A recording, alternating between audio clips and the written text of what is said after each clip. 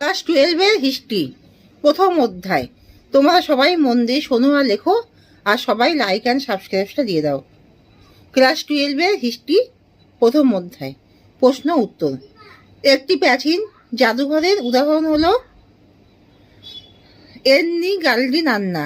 এ দন্তন্য দন্তনে হস্যি, এন্নি গয়াকার ল ডয় হস্যি, গাল্ডি এন্নি গাল্ডি দন্তনে আঁকা দন্ত নয় নয় আঁকা নান্না। জাতীয় প্রতিকৃতি প্রদর্শনশালা অবস্থিত লন্ডনে। অক্সফোর্ড হিস্ট্রি অফ ইন্ডিয়া গ্রন্থটি রচনা করেন ভিনসেন্ট স্মিথ। আল বেরুনি লেখা গ্রন্থটির নাম হলো তওকিকি হিন্দ। তওকিকি হিন্দ। রবীন্দ্রনাথ ঠাকুরের জীবন স্মৃতি হলো একটি স্মৃতিকথা। হিস্ট্রি অফ ব্রিটিশ ইন্ডিয়া গ্রন্থটি রচনা করেন জেমস মিল। জেমস মিল।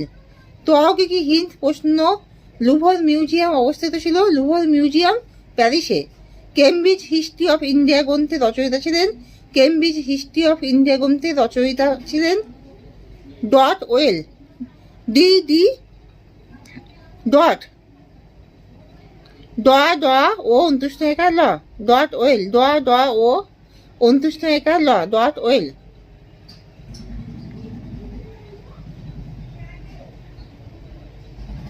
দক্ষিণারঞ্জন বসু ছেড়ে আসা গ্রাম হলো একটি স্মৃতিকথা।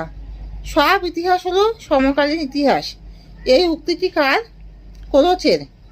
কোলোচের। হজের হিস্ট্রি এর লেখক হলেন E.H. কার। ভারতীয় ইতিহাসের জাতীয়তাবাদী ব্যাখ্যাকার হলেন রমেশচন্দ্র মজুমদার। রমেশচন্দ্র মজুমদার। ইতিহাসমালা রচনা করেছিলেন উইলিয়াম কেরি। William Carey. একজন মানবতাবাদী ব্রিটিশ ঐতিহাসিক হলেন James Mill. Bharat Asiatic Society. Bharat Asiatic Society 1817 খ্রিস্টাব্দে নাকি 1810 কত খ্রিস্টাব্দে নাকি 1800 খ্রিস্টাব্দে। কলকাতায় ফোর্ট উইলিয়াম কলেজের প্রতিষ্ঠা হয় 1784 খ্রিস্টাব্দে। ভারতের বৃহত্তম মিউজিয়ামটি হলো the Indian museum. The Indian museum. স্মৃতিকথা হলো মৌখিক উপাদান। স্মৃতিকথা হলো মৌখিক উপাদান। ইতিহাসের জনক বলা হয় হেরোডোটাসকে। হেরোডোটাসকে। কোন লোককথায় মূল চরিত্র মানুষ? কিংবদন্তির। ভারত হলো বিশ্ব সভ্যতার লীলাভূমি। এই উক্তিটি কার? ভলতেয়ার। পুরাণ বিষয়ক তত্ত্বকে বলা হয় পুরাণ তত্ত্ব। গ্রিসের একটি অন্যতম কিংবদন্তি চরিত্র ছিল হারকিউলিস। হারকিউলিস। জাদুঘরের প্রথম উৎপত্তি হয় গ্রিসে।